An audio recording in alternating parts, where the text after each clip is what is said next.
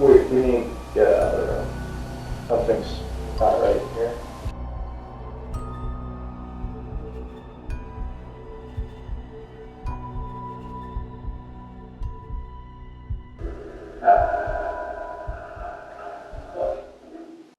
I've personally seen what they call a black mass, which I never believed in all that. Watch paranormal shows, nah. Until I saw one myself go up the stairs. You want to leave the session? Sure. What? That just lit up. Are you Confederate? Is there a mic here? They seem to only want to talk to us when when we bring a woman into the situation, like when I called Juliana. If you like talking to me, can you turn on the light? What lights are on? Were you here when this was a brothel?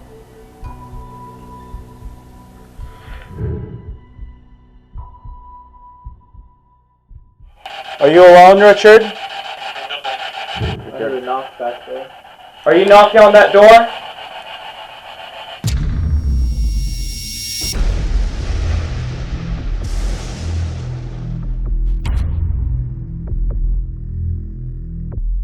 The Graffiti House, located in Brandy Station, Virginia, sits on the blood-soaked land of a major Civil War battle known as the Battle of Brandy Station. This battle was the site of the largest cavalry engagement in U.S. history, which ultimately crippled the Confederate cavalry stronghold in the East Coast. During the war, the house acted as both a Confederate field hospital and later a Union headquarters. During those times, restless soldiers would sketch their names and messages onto the walls using chalk, earning the home the nickname the Graffiti House.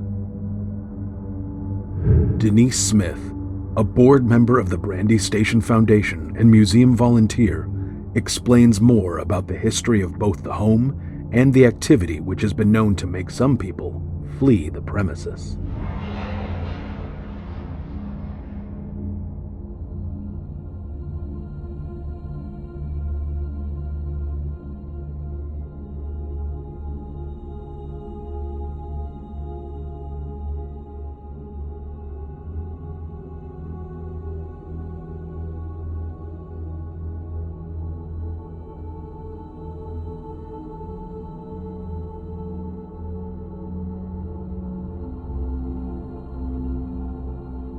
The house was built in 1858. It was purchased by John Alexander Stone, and it was purchased from a Mr. Barber. The one Mr. Barber was a lawyer that lived in the big house across the highway called Barbergard, and the other Mr. Barber owned the railroad. So John Stone, who was one of the founding families of Brandy, decided what a perfect place to put a store. And since he was the postmaster, post office, so he built the house. He ran it as a mercantile and a post office. Did very well. He came from a wealthy family, but still, he did very well. The war came. Well, the first recorded graffiti that we had upstairs, which is no longer with us because it was stolen, was from 1862. That was the date on the graffiti. And we believe it was done by the Confederate soldiers that were coming back from the Battle of Cedar Mountain. Whether they came here to recuperate, whether they came here to regroup and go fight another battle, we don't know, but we do know they were in the house. So the house goes a little quiet for a while. John's still trying to run his business in the midst of a battle going on everywhere around us. We have records upstairs that the Confederate soldiers that were in the Battle of Kelly's Ford were here and wrote on the wall. The big battle came on June 9th, 1863. 20,000 horses, God knows how many cannons, biggest artillery, and horse battle recorded in the Northern Hemisphere. The house was used as a hospital by the Confederates. There were many people that came and went out of here. There were a whole lot that died. Upstairs was used as surgical rooms. We know that because we've had forensic people in here that have sprayed the floors with luminol and then blacklighted them. And it is, even 155 years later, the blood is still saturated on the floors, especially in front of the windows, which you've got to remember back then there was no lighting. So they used the windows for their light source. So it's in front of the windows, and it's very, very bad. So this county was basically a Confederate stronghold for a long time. In the fall of 1863, the Yankees took over. Now, when the Yankees came in, they came in with 120,000 soldiers. And they actually spent the whole entire winter in Culpeper County and surrounding areas. The house was then used as a quartermaster's place. So we know that the Union used this at the time. Well, when the Union soldiers came in, they saw that the walls had been written on by the Confederate soldiers. So they went through the house and they had fun taking the charcoal out of the fireplace and writing, not so much over top of the Confederates, but adding to it. There's many drawings and things like that. Well, they were here from end of October 63 till the spring of 64. And then, of course, they went, we have the wilderness, and they all went. Well, they decimated the area. This house was left. One of the houses across the railroad tracks was left. And the Stone family house was left that is down the road a piece. Plus the big mansions were left because the big generals used them to stay in. So the house set here, we have no idea what went on from the time they left until the war was over. Well, when the war was over, John came back in and went, oh, my walls are a wreck. And he actually took whitewash and whitewashed all the walls inside this house. Whitewash is water, I want to get this right, water, lime, and salt. And it sealed all the graffiti, sealed it all. So nobody knew there was writing on the wall. The store went on, post office went on. John rented it out to somebody that ran it for him while he lived in Fredericksburg. In 1898, his last surviving sister died. John came back from Fredericksburg. He sold his property, and he sold the family property. And it became an actual residence for the first time.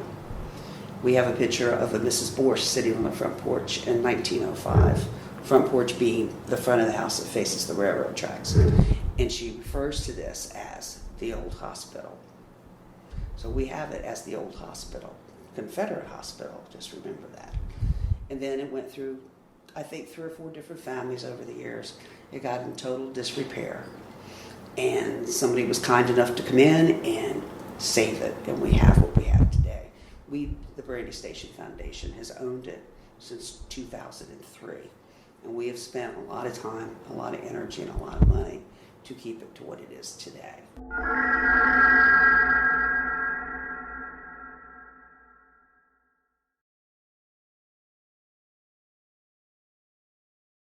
I first came here probably in, I guess I've been here 8 years, I would say, probably about 2010. And people would tell me, oh, well, this happened or that happened. I think they're all a little off the wall. Well, I'm in here by myself. Well, I wasn't by myself. I had 2 other ladies with me. And I heard glass breaking upstairs. Well, I go running upstairs thinking one of the cases has fell. The window's been broke by a bird because they're very fragile windows. And there's nothing. I come back downstairs. The 2 ladies are sitting here laughing at me. Oh, you'll get used to it. You'll get used to it. And they proceeded to tell me the first story I ever heard. There was a lady and a man that were giving tours one day. Well, neither one of them could go up the stairs, so they were sending people upstairs to see the graffiti self-touring. Well, these 2 ladies went up, took the tour. They came back down, and my friend Barry Atchison had come in, and they thanked them for the wonderful tour they'd had upstairs. And Barry said, oh, really? He said, yes, the lady in the purple dress was absolutely just wonderful. And they said, she really did a good job. It was like she lived it. So they leave, and Barry looks at the other 2 people and says, who's upstairs? And they went, nobody. That was the first story I heard. So I went, okay. Then it started happening to me. I was in charge of the gift shop. And I decided my merchandising and marketing deal, I'm this organizer. So what I did was I would go in and start moving things around and changing it up. I'd go back and it would be in the floor. I'd put it back where I moved it to, and I would go back and it would be in the floor. So the third time, I went back and I said, okay, whoever is doing this, I promise I'm not going to hurt anything and I'll make it okay. Just don't throw all these books in the floor anymore. It's getting old picking them up. And they didn't go on the floor. Well, after that, I thought, okay, whatever this is fine. Till the day I'm out here and I hear this crash and this thud. I'm thinking, well, Jack's upstairs. Did he fall? No, Jack's fine. Candy dish, plastic candy dish on the end of the table. The candy dish is upside down on the floor at the end of the table. 6 feet from the candy dish was all the candy in a nice, neat pile. Now, that was a little different, if I must say so. So for a long time, I wouldn't come in here by myself. I'd sit out on the porch, listen to the noise, and think, 2 years ago, maybe it's been 3 now, came in here on a Sunday with Mr. Tony and kept hearing people talking. Well, we figured they were outside. Neither one of us said anything to each other. We're of the age that you don't tell people you're hearing voices. I go out and check. There's nobody out there. Finally, I come back in after about the 3rd trip. And Tony says to me, you hear them too. That day, we got here at 11:15. We left here at 4:15. I heard 3 men and a lady talk all day long. Tony only heard 2 men, but they talked all day. Since then, you never know what you're going to hear. I've had them move things on me. I've had other people come in here and tell me these stories. I've personally seen what they call a black mass, which I never believed in all that. Watch paranormal shows, nah. Until I saw one myself go up the stairs. I have seen the lady in the purple, blue, whatever color dress it is. I've seen the back of the dress go through the doorway.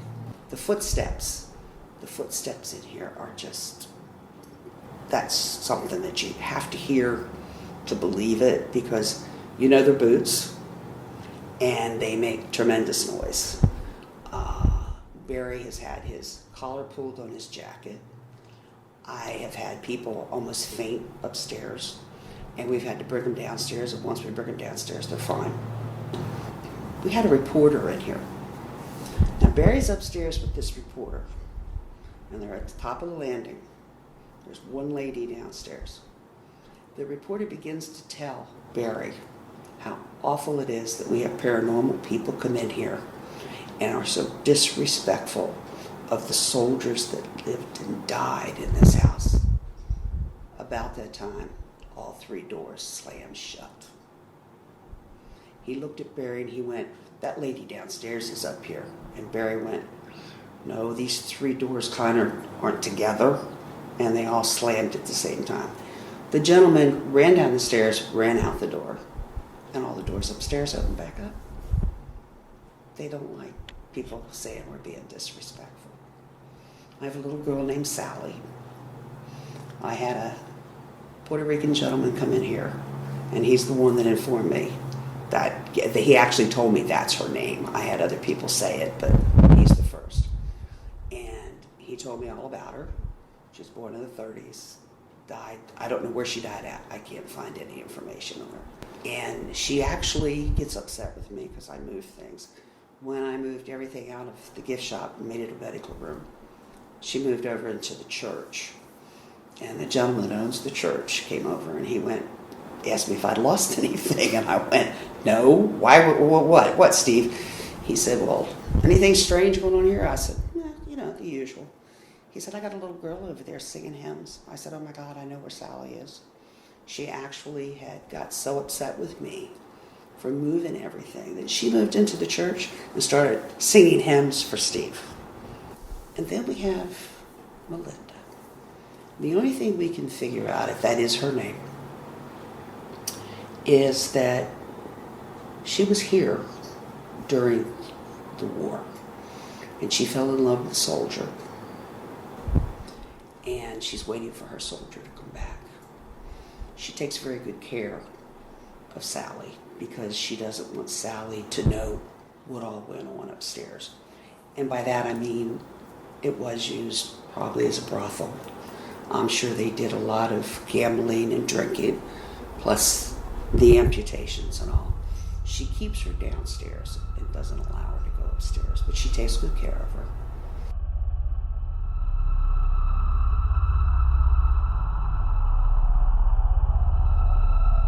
As we were getting our equipment set up on the first floor, Ryan and I heard walking and stomping on the floor above us. This led us to start our investigation in the Bowman room, where we believed the noises may have originated. However, after 30 minutes of using multiple methods of communication, we weren't able to receive any form of contact. This led us to the Marshall room, where immediately we noticed something strange start to occur, followed by our first form of communication. You want to leave the session?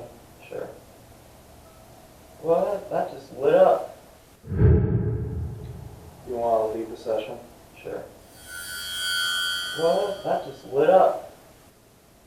Maybe it's always like that. Do it again. I've never had that happen. Well, we've never had it on a lower setting before.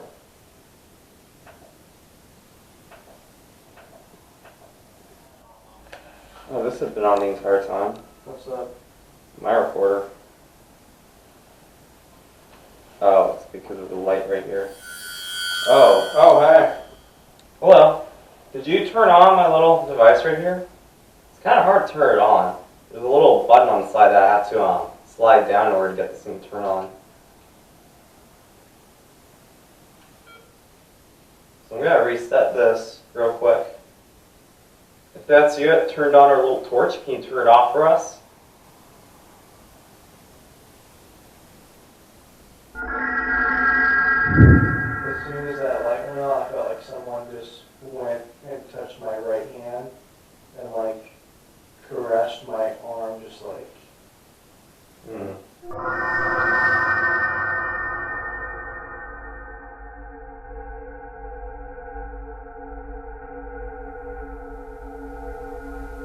There is anyone in this house.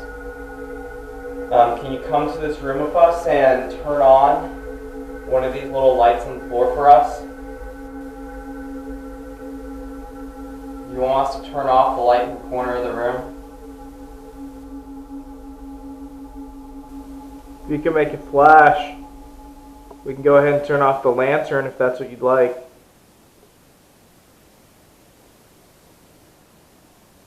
You make one of the little lights flash, we'll turn off the big light.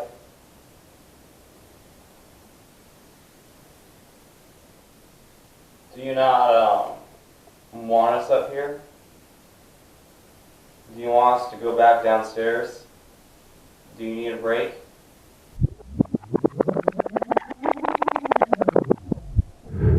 Have we been asking too many questions? Alright, that's understandable.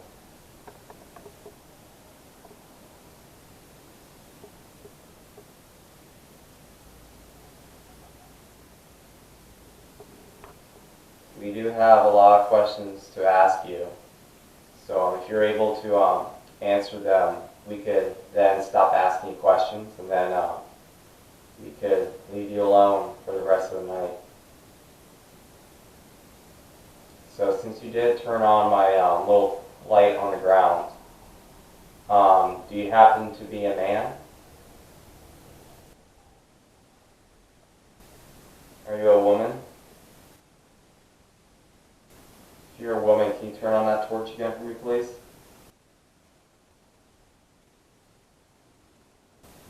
Were you a soldier?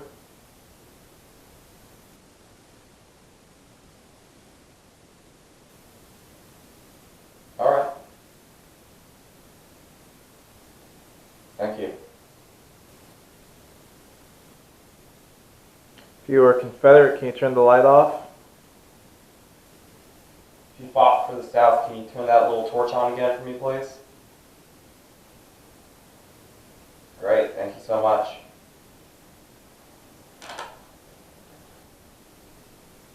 So, you just told us that, you fought for the South. Are you from Virginia?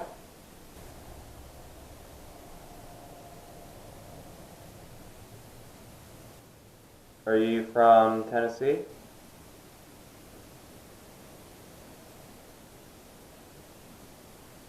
And the little silver box in my right hand, can you tell me what state you're from? If you could speak into this box, can you turn that torch off, please?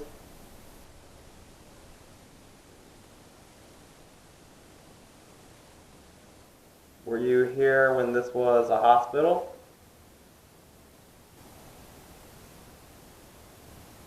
Were you here when this was a brothel?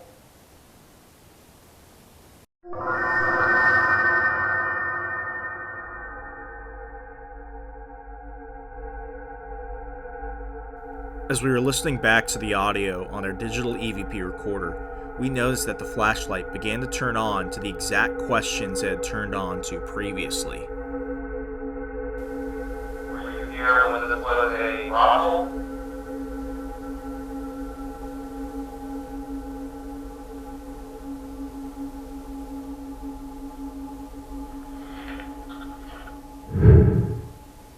Did you like the ladies?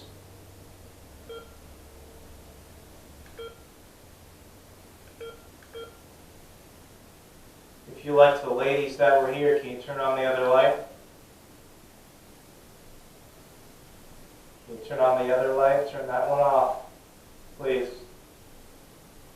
Thank you. Can you turn on the other light if you liked the ladies that were here? Did the ladies here treat you well?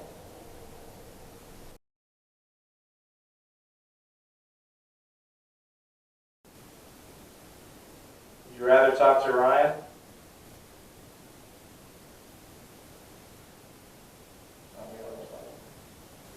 Would you rather talk to a lady? We can call Denise. Do you want us to call Denise? Everybody's back.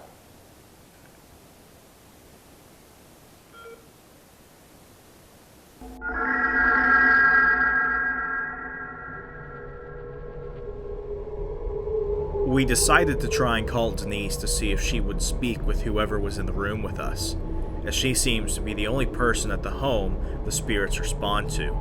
However, since she did not answer the phone, I decided to call my girlfriend and have her communicate with the spirit to see if we could receive a unique form of communication.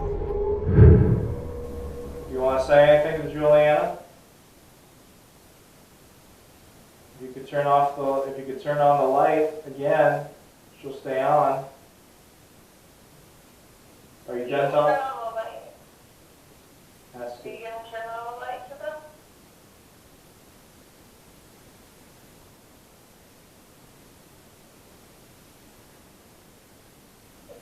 Turn on the light. No. If you want to continue talking to her, can you turn on one of the lights?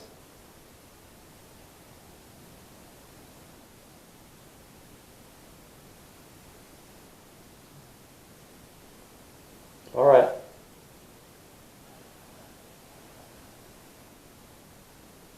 Do you like wands? What about brunette service? They're purple too.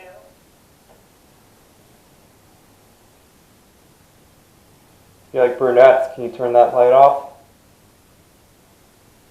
All right. It prefers brunettes. That's nice. Do you like talking to Juliana? That's good. Ooh, it just flashed. Slash. Say if you like talking to me, you turn the light on. If you like talking to me, can you turn on the light? What lights are on.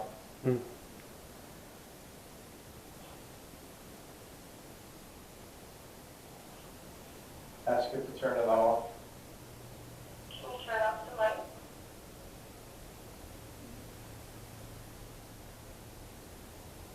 There's one. Can you turn off those lights?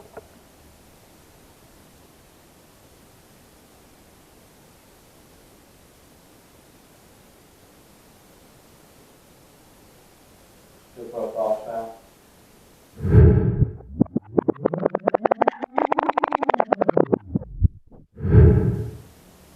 Ask it if it's done talking to you.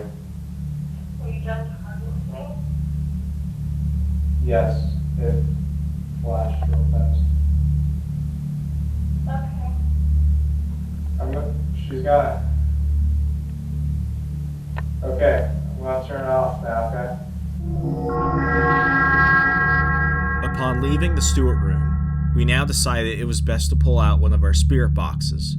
We decided to use the Phasmabox program on our laptop since we've had more success communicating with spirits through there compared to our SP7 Spirit Box. Unlike the SP7 Spirit Box, the Phasmabox is a digital radio sweeping spirit box which cycles through various internet radio stations at once.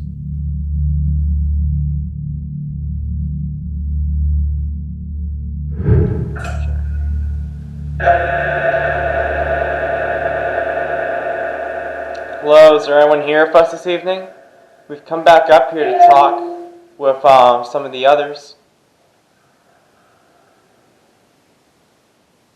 Is the gentleman that we spoke with earlier, is he up here with us?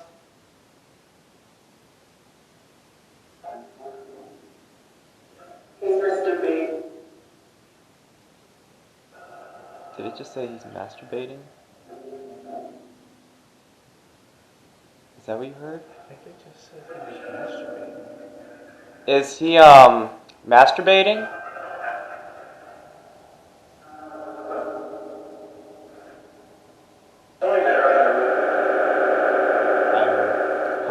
Hi there. Hi. What's your name?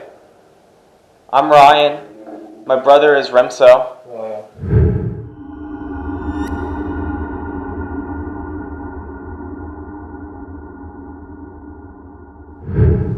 Your name is William?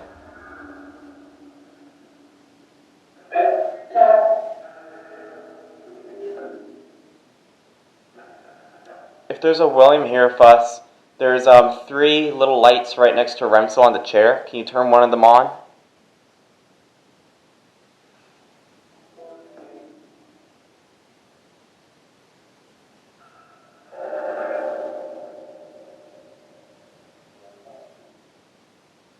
I know this house used to be a brothel.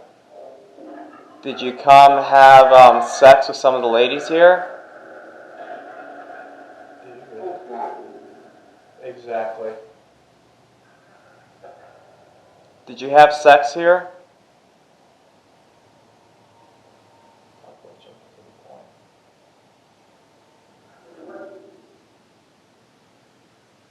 Was this house a brothel before or after the war? Would you say after? After, okay. Thank you. Yeah, I didn't know that. Yeah, this is technology. It's evolved over the years.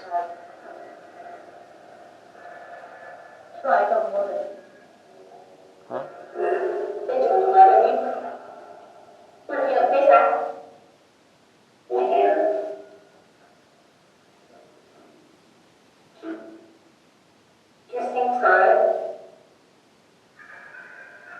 What's your name?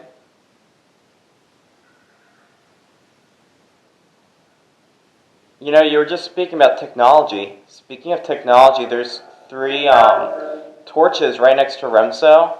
They're highly advanced from what you may have seen before. Can you go ahead and use some of your energy to turn them on for us, please? You can get close. Are you standing? Are you a hooker?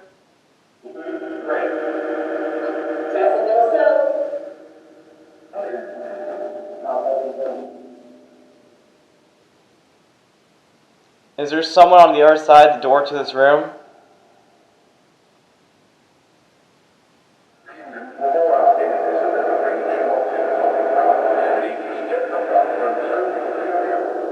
Okay, one at a time, one at a time.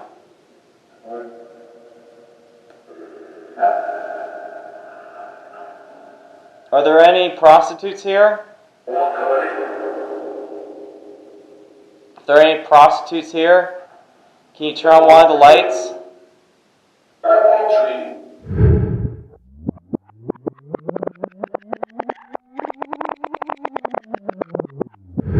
Hello?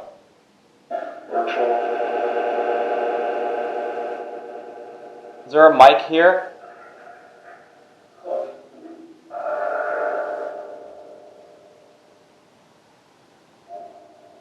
What about Melinda? Yeah, Melinda. What? Right here. Melinda, if you're here in this room with us, can you turn on one of the lights, please?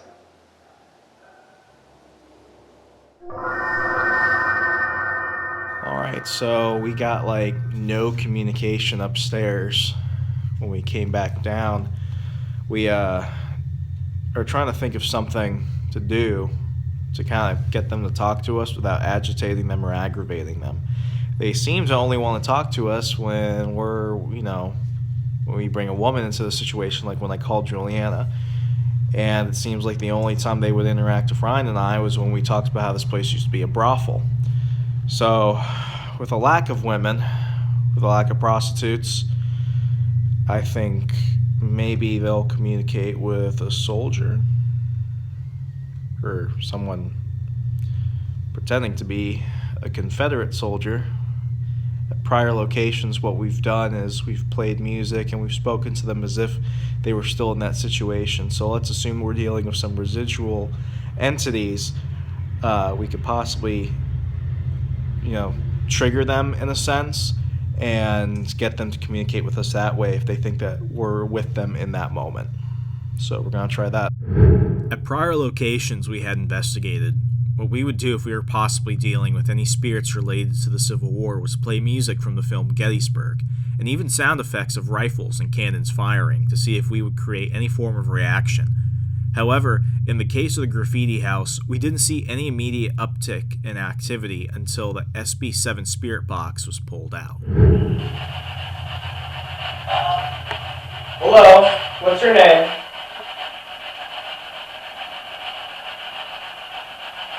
That was here.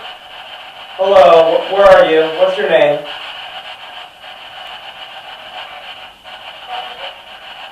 Dominique? If your name is Dominique, can you turn on one of the lights on the chair right by me?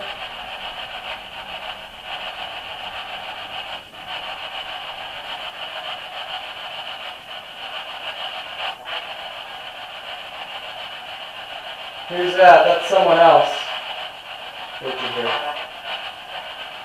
I heard you say your name. Say my name? I'm Ryan. With me is my brother Remso. What's your name? Paul. Paul? Your name is Paul? Yes. Can you turn on one of the lights in the room? There's 3 little torches, also known as flashlights, on a chair. Can you turn them on for me? Were you a soldier?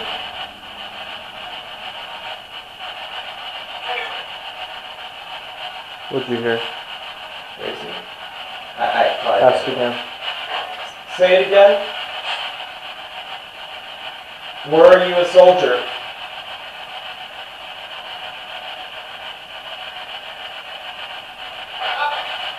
Yeah. You heard? Did you tell me to Yeah. Yeah. If you want us to leave this room, also known as can you turn on one of the lights in the chair? We're not going to go unless one of them is on. It's a fair trade.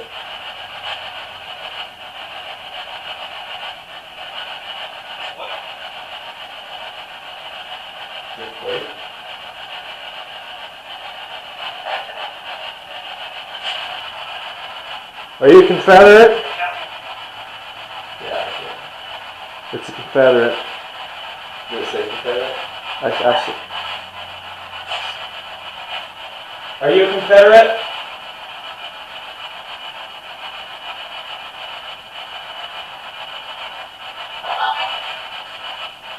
We want to learn more about you, that's why I'm asking. Are you from Virginia? It said Virginia.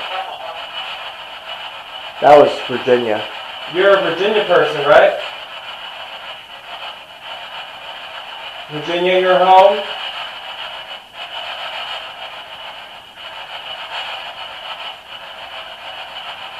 I know there's a female spirit here. Were you a prostitute?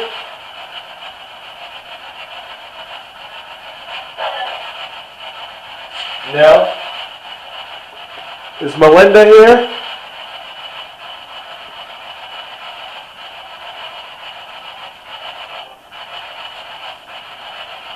Is Melinda here? Is she downstairs with the little girl? Yes. Melinda's downstairs with the little girl. Earlier we spoke with a Confederate soldier, and someone told us that he was masturbating. Is he still masturbating? Yes. Okay. We'll leave him alone. We'll let him do his thing, okay? I have 3 lights on a chair in front of me. Can you turn one of them on? Is it too hard to turn them on?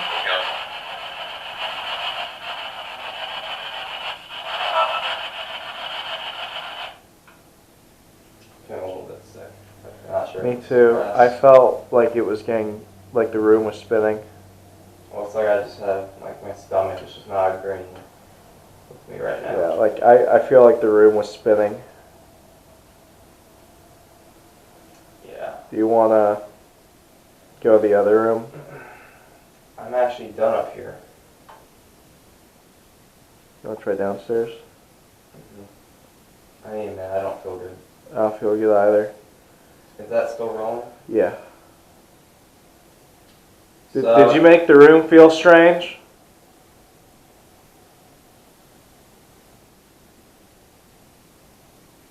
Are you the one making me sick? If you're making me sick, you have to turn on one of those lights.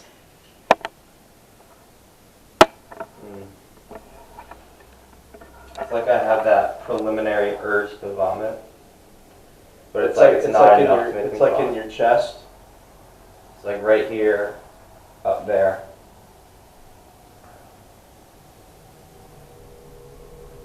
Something is... We need to get out of the room. Yeah. Something's not right in here. Well, yeah, we're told that. Mike, we're gonna leave.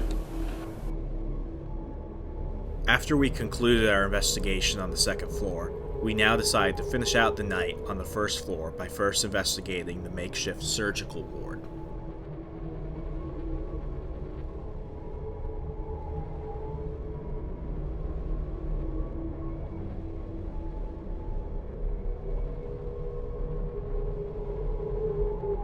I don't know.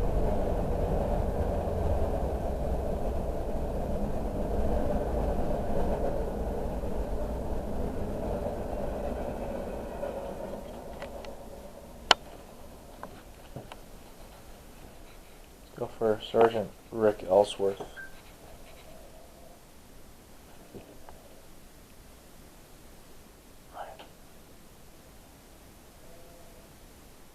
Go for Sergeant Rick Ellsworth. Go for Sergeant Rick Ellsworth.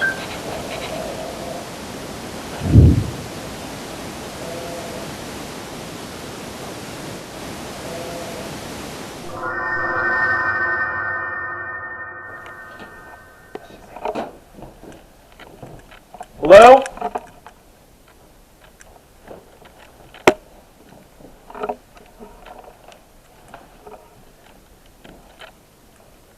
Could have been like a whistling from the door.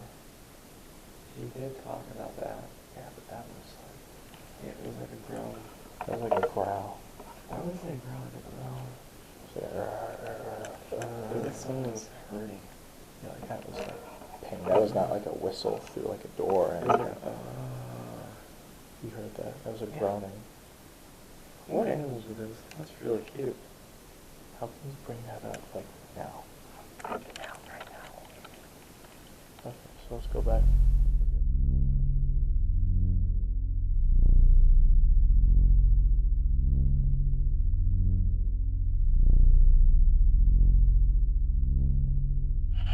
There's someone here? I just coughed a couple orbs. You're in here with us, aren't you? Were you here when this was a hospital? No, okay. And the light's on. Is Melinda here with us? How about Sally? The little girl, is she here?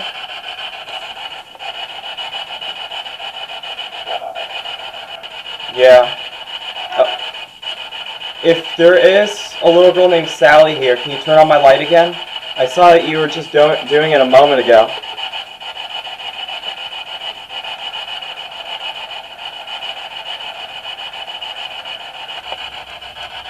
Were you a soldier?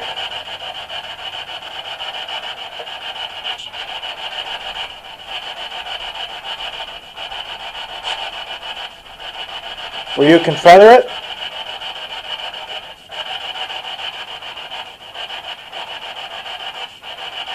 What about a Yankee? Were you a Northern Yankee?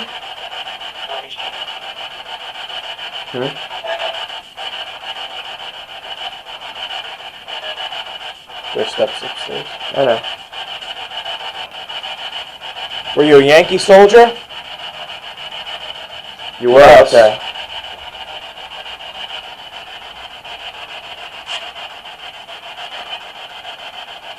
What's your name?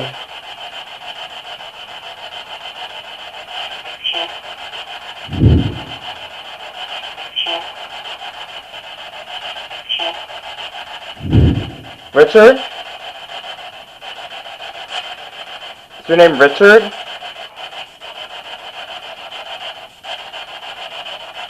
I most likely heard it wrong, so can you repeat yourself?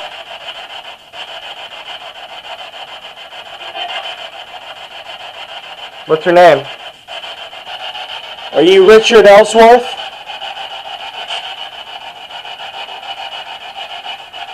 Are you Sergeant Richard Ellsworth? I said so. Okay, yeah, I thought I heard it. It's a little bit hard to communicate with you guys. The little box, it makes a lot of noises. So, Richard, what did you do here? What did you do during the war? Did you say medic? Did you fight?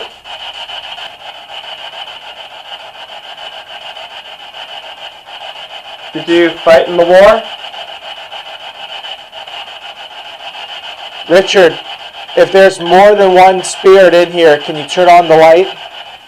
If there's more than one in here?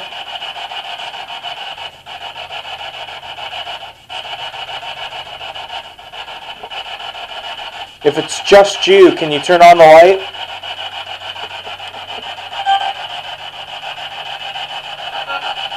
That was me. I heard a knock back there. Are you knocking on that door?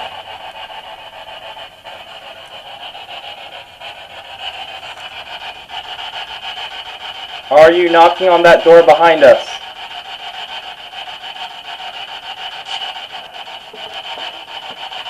Are you trapped here?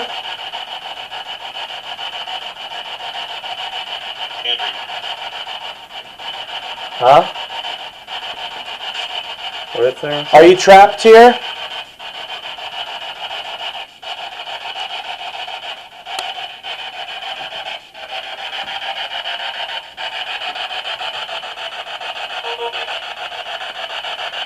Richard, are you in pain?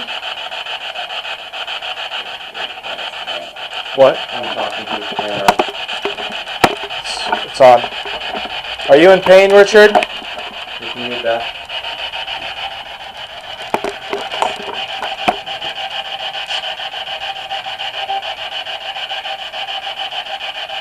Can we help you?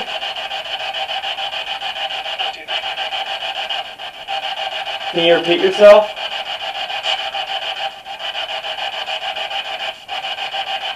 Is there something you want us to know?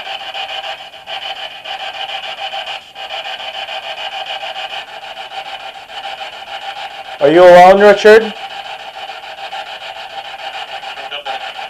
No, okay. Is Melinda here with you? The lady who wears the purple dress? What's her name?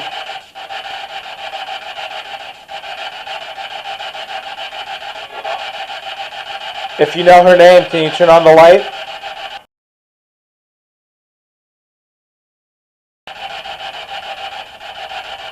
Great, thank you.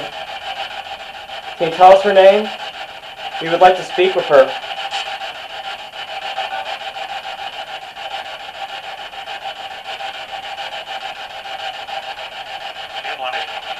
Emily? Did you say Emily? If you said Emily, can you turn off the light?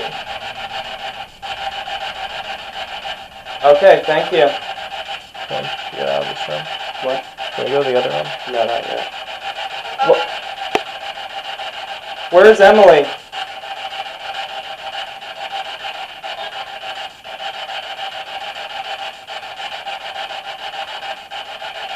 Does Emily look after the little girl named Sally?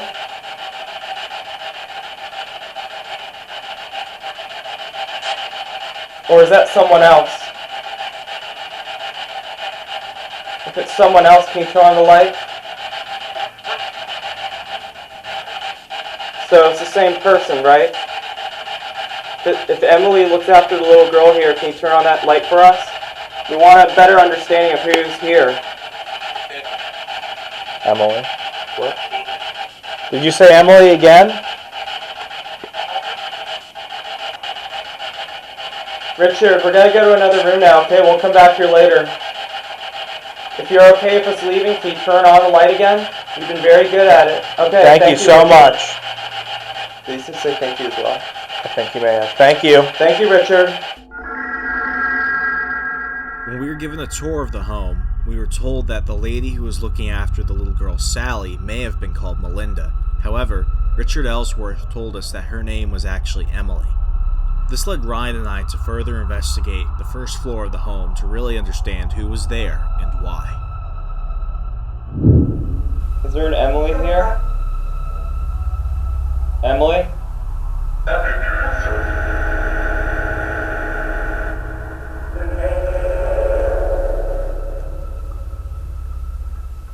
Emily?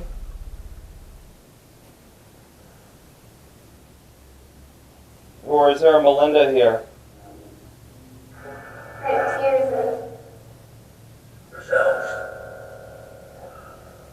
We spoke with Richard, and he said that there's a woman here named Emily.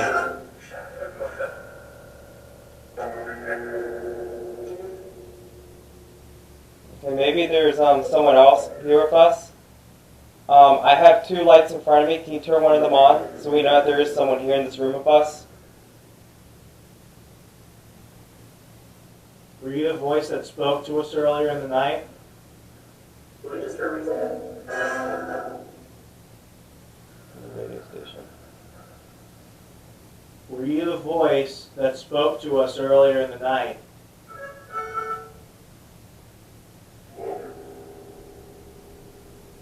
Can you please turn on one of the lights?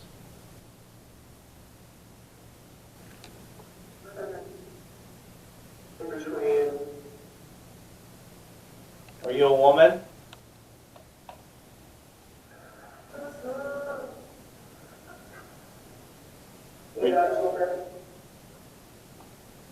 I was a hooker. You were a hooker? Were you a hooker? Were you paid for sex? I said yes. Can you turn on one of the lights?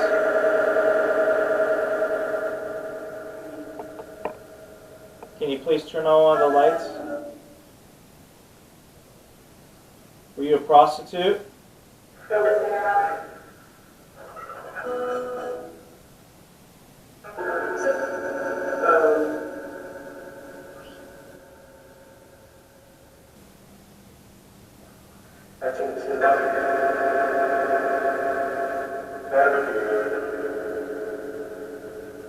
Are you a man? Is there a man in the room? Is there a man in the room? No? No man here? Are the women here? Where's all the ladies? I have money.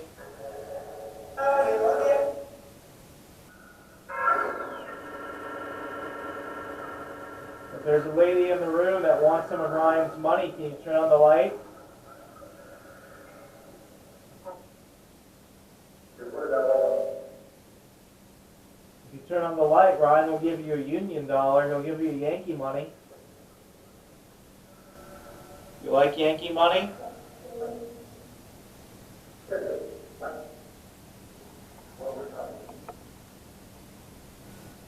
Do you want any money?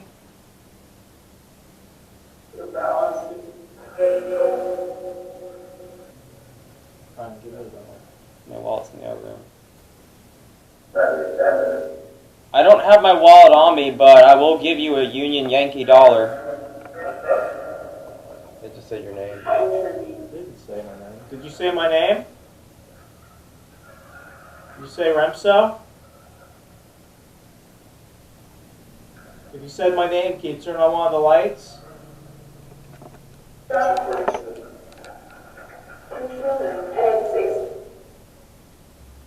Where's Melinda or Emily? What's her name?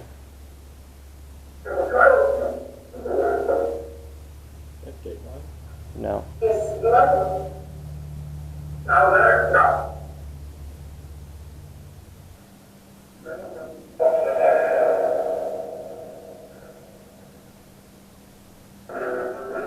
We're gonna leave now.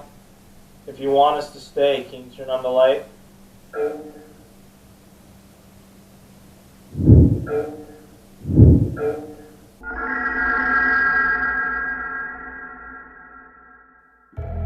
Based off what the investigators of Argos Paranormal found inside of the Graffiti House, they are in pure belief that some of the guests, working women, and soldiers have refused to leave the graffiti-covered walls of this small home. And if you come here during the day, you might get more than just another history tour.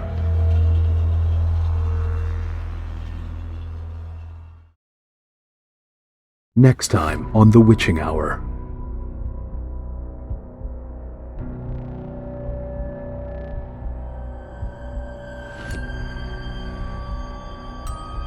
One year, one of my servers went upstairs to the ladies' room and couldn't get the door open. It wasn't locked, but she was pushing the door.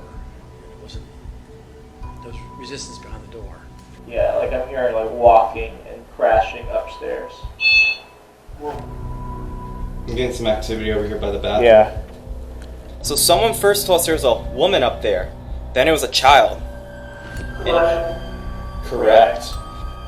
If you're in the bathroom with Ryan, can you please turn on the light?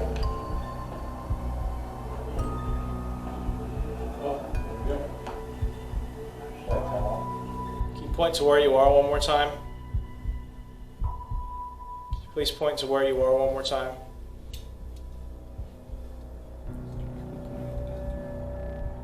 You saw him not moving. The Witching Hour. All new episodes now available. Check your channel listings by visiting argosparanormal.com.